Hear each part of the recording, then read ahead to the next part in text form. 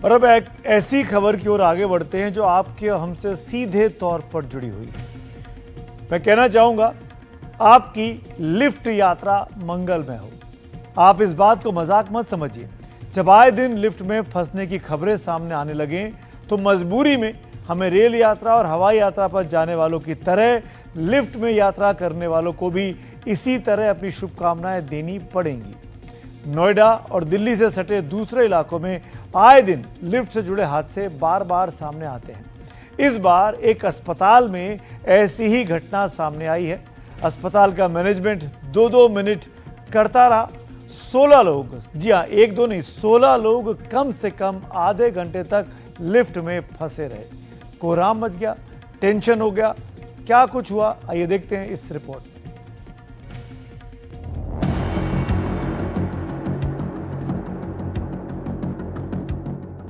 1, 2, 3, 4, 5 गिनती यहां खत्म नहीं होती है। इस लिफ्ट के अंदर पूरे 16 लोग फंसे थे और कमाल की बात यह है कि अब की बार लिफ्ट में फंसने का यह हादसा एक अस्पताल के अंदर हुआ है। ये यथार्थ हॉस्पिटल सेक्टर 1 एक्सटेंशन में पिछले आधे घंटे से हम लोग फंसे हुए हैं, जिसमें 16 लोग हैं। देखिए, बुजुर्ग हैं, हमारे परेशान हैं, बीमार हैं, महिला हैं, लेकिन शासन, इनका जो मैनेजमेंट है, कोई सुनने वाला नहीं है। बार बार शिकायत कर ली, आधे घंटे में लोग बहुत परेशान है, बीपी भी बढ़ रहा है, बहुत लोग परेशान है। तो ये लापरवाही है हॉस्पिटल की, सिर्फ इनको पैसे से प्यार है। यहाँ पे कोई पेशेंट, कोई मरीज इस टाइम अंदर होता तो शायद उसकी जान चली जाती। इसकी जवाबदेही किसकी है? जवाबदेही किसकी है? नोएडा के यथार्थ हॉस्पिटल में ये लोग आधे घंटे से भी ज्यादा वक्त तक फंसे रहे। जिन लोगों को आप इन तस्वीरों में देख रहे हैं, उनमें से कुछ ऐसे भी हो सकते हैं जो बीपी या शुगर के मरीज हों। और तो और कोई सामान्य आदमी भी अगर 30 मिनट तक लिफ्ट में फंसा रहे तो ये परेशानी बढ़ाने वाली बात हो सकती है। लिफ्ट में आधे घंटे तक फंसने से बीपी के मरीज का ब्लड प्रेशर अचानक बढ़ सकता है। उसे सिर दर्द, चक्कर, सीने में दर्द या सांस लेने में तकलीफ जैसी परेशानी हो सकती है। इसी तरह अगर कोई इंसान पहले से हार्ट का मरीज है तो स्ट्रोक का खतरा बढ़ सकता है। हवा की कमी या गर्मी भी मरीज के ब्लड प्रेशर को बढ़ा सकती है। अगर कोई शुगर का मरीज है तो लिफ्ट में आधे घंटे से ज्यादा देर तक फंसे रहने की वजह से उसे परेशानी हो सकती है। जानकारों का कहना है कि अगर ऐसे व्यक्ति ने शुगर कम करने की कोई दवाई ले रखी है और उसने लिफ्ट में फंसने के कारण समय पर खाना नहीं खाया है तो उसका ब्लड शुगर खतरनाक रूप से कम हो सकता है। इतना ही नहीं, सामान्य लोगों पर भी देर तक लिफ्ट में फंसे रहने के असर दिख सकते हैं। खासतौर पर क्लॉस्ट्रोफोबिया यानी बंद जगह में डर महसूस करने वाले लोगों को पैनिक अटैक तक हो सकता है। और कमाल की बात यह है कि नोएडा में यह हादसा एक अस्पताल में हुआ है। ना तो इनका कोई इलेक्ट्रीशियन यहाँ पे है, बार बार 2 मिनट 3 मिनट ये लोग कर रहे हैं। बहुत लोग घबराए हुए हैं, बीपी की भी समस्या है। बहुत लोग पीछे, आप देखिए 16 लोग हैं, लेडीज बच्चा भी है पीछे। और ये हॉस्पिटल की लापरवाही है और बहुत तेजी से गिरी है। अभी भी कोई इनका कोई जवाबदेही नहीं है कि कितना टाइम लगेगा, कितना नहीं। पूरी लापरवाही। 8th फ्लोर से नीचे 4th फ्लोर पे जाके अटके और वहाँ कोई भी हमें ना बचाने के लिए कोई भी नहीं था और मेंटेनेंस वाले भी वहाँ पे कोई नहीं थे, जिसे हम चीखते रहे, चिल्लाते रहे, कोई भी वहाँ मदद करने के लिए कोई नहीं आया। और जिसके बाद हमें 1 घंटे बाद हमें वहाँ से निकाला गया। जिस यथार्थ हॉस्पिटल में ये हादसा हुआ वो यूपी में ग्रेटर नोएडा वेस्ट के सेक्टर 1 में है। अब इस घटना का वीडियो सोशल मीडिया पर वायरल हो गया है। लिफ्ट हादसे नोएडा और एनसीआर के दूसरे इलाकों में आम है, लेकिन इस बार मामला एक अस्पताल की लिफ्ट का है। ऐसी ही एक घटना यूपी के गाजियाबाद में भी हुई है। गाजियाबाद के कौशाम्बी में मीडिया मजेस्टिक टावर की लिफ्ट में एक बच्चा फंस गया। जैसे ही सोसाइटी के मेंटेनेंस डिपार्टमेंट के कर्मचारियों को इसका पता चला, उन्होंने तुरंत लिफ्ट का दरवाजा खोल बच्चे को बाहर निकाला। सीसीटीवी की तस्वीरों से पता चलता है कि बच्चा लिफ्ट में अकेला था। उसने एक के बाद एक कई बटन दबाए थे। लिफ्ट के अटक जाने के बाद वो डर गया था। कुछ देर बाद सिक्योरिटी गार्ड की कड़ी मशक्कत के बाद बच्चे को बाहर निकाला गया। बेटा आ रहा नहीं होगा, चिंता मत करो, हम लोग हैं यहाँ। ऐसा किसी के साथ ना हो, लेकिन फिलहाल खुद से अपना ख्याल रखना ही सबसे कारगर उपाय है। लिफ्ट खतरनाक भी हो सकती है। इसीलिए हम आपको एक एनिमेशन अब दिखाने जा रहे हैं। जब आपको पता चले कि लिफ्ट अचानक से गिर रही है, क्योंकि ये भी कभी भी हो सकता है, यानी कि तेजी से लिफ्ट नीचे की ओर जा रही है, तब आपके पास बहुत कम समय होता है। लेकिन इतने ही कम समय में आपको तय करना होगा कि खुद को कैसे बचाएं।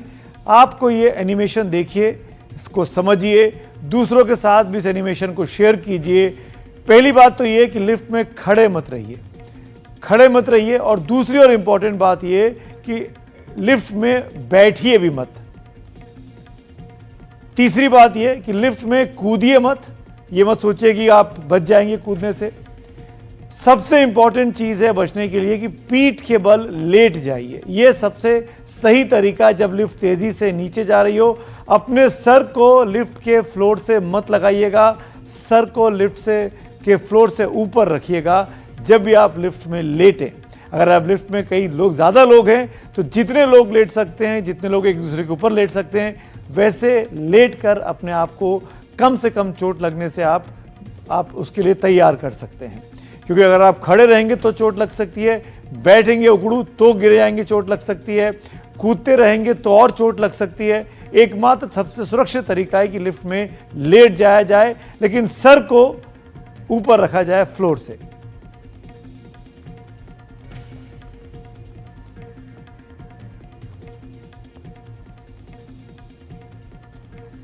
मैं आज यहां एक वर्चुअल लिफ्ट में हूं ताकि आपको बता सकूं कि अगर आप कभी लिफ्ट में फंस जाएं तो क्या आपको करना चाहिए। यह स्थिति निश्चित रूप से परेशान करने वाली हो सकती है, लेकिन सबसे बड़ा काम है कि घबराएं नहीं। एक्सपर्ट से बातचीत करके और लिफ्ट में फंसे लोगों के अनुभव के आधार पर हम आपको 9 जरूरी जानकारी दे रहे हैं जो इमरजेंसी की हालत में मददगार साबित हो सकते हैं, सबके लिए, बच्चों के लिए भी, बुजुर्गों के लिए भी और किसी के लिए भी। सबसे पहला काम, शांत रहें, क्योंकि घबराहट से स्थिति और जटिल हो सकती है। शांत दिमाग से आप बेहतर फैसले ले पाएंगे। दूसरा, आपातकालीन बटन दबाएं। हर लिफ्ट में एक आपातकालीन बटन या अलार्म होता है, इसे दबाएं। यह बिल्डिंग मैनेजमेंट या सिक्योरिटी को आपके फंसे होने के बारे में जानकारी दे देगा। तीसरा काम करें, लिफ्ट में इंटरकॉम होते हैं, इंटरकॉम का इस्तेमाल करें। लिफ्ट में इस फोन के जरिए आप बता सकते हैं कि आप लिफ्ट में फंस गए और सुरक्षा कर्मी आपको बचाने के लिए लिफ्ट तक पहुंच सकते हैं और आप उनकी मदद से बाहर आ सकते हैं। चौथा काम, मोबाइल से मदद लीजिए। अगर इंटरकॉम काम नहीं कर रहा है लिफ्ट का, तो अपने मोबाइल फ़ोन से मैनेजमेंट को कॉल करें। आजकल लिफ्ट में सारे इमरजेंसी नंबर्स लिखे ज़रूरी हो गए हैं, उस लिफ्ट में भी नंबर लिखा होगा। आप अपने मोबाइल से फ़ोन कर लोगों को बुला सकते हैं।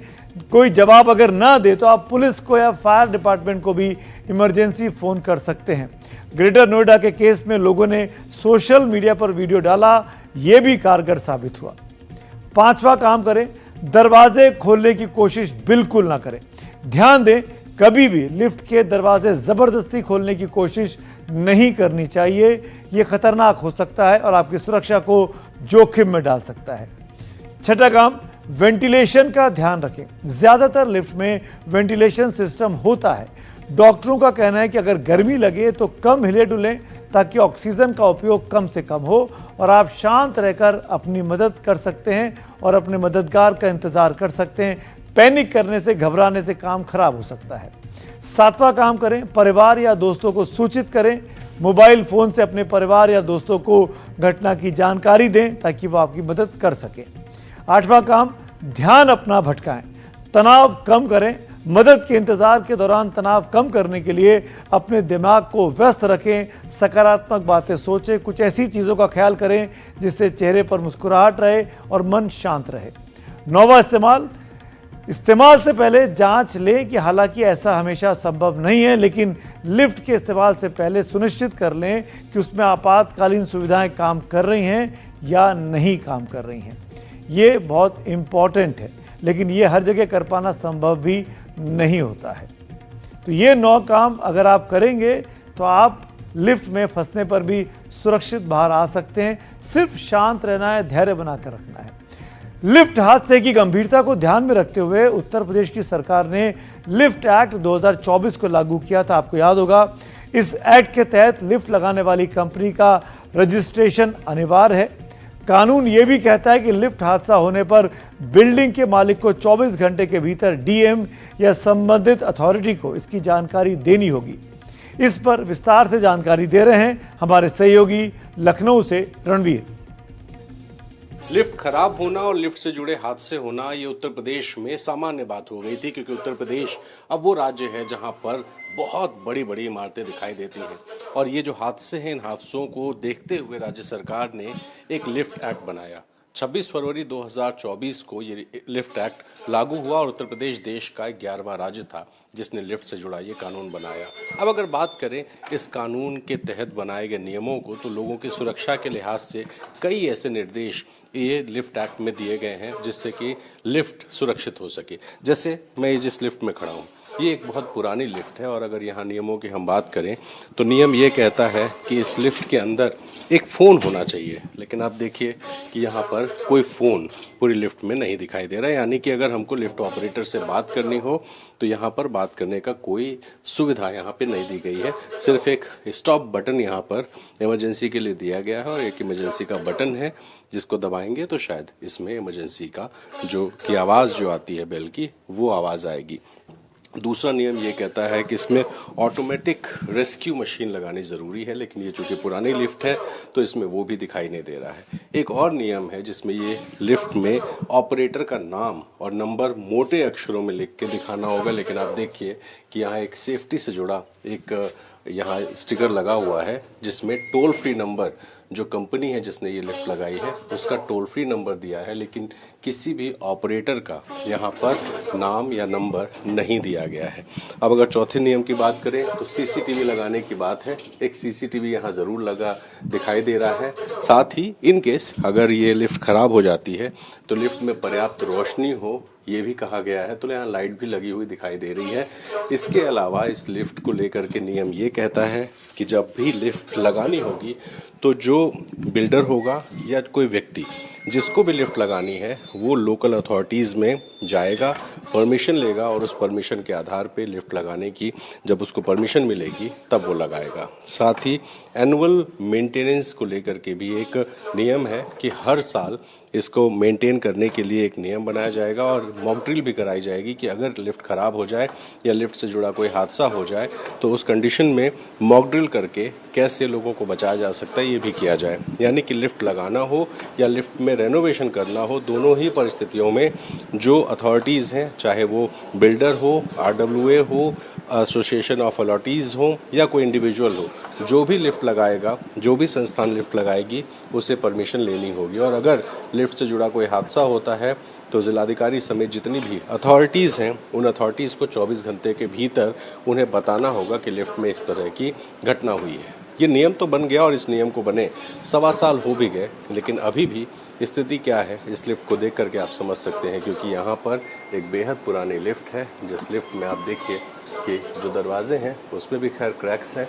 और अगर अंदर की बात करें तो जैसा मैंने आपको बताया है कि नियमों के मुताबिक ना फ़ोन है, ना ही यहाँ पर किसी तरह ऑपरेटर का नंबर है और इस तरह से जो लिफ्ट लगाई गई हैं वो काम तो चला रही हैं लेकिन नियमों को अभी भी मान नहीं रही हैं। ऐसे में उम्मीद है कि जो ताज़ा घटना लिफ्ट से जुड़ी हुई है एक अस्पताल के अंदर, उस अस्पताल की घटना से सबक लेते हुए जो लिफ्ट एक्ट है उसको लागू करने के लिए राज्य सरकार और ज़्यादा कड़े कदम उठाएगी और साथ ही ये सुनिश्चित करेगी कि जहाँ भी लिफ्ट है उस लिफ्ट में लिफ्ट एक्ट लागू ज़रूर हो।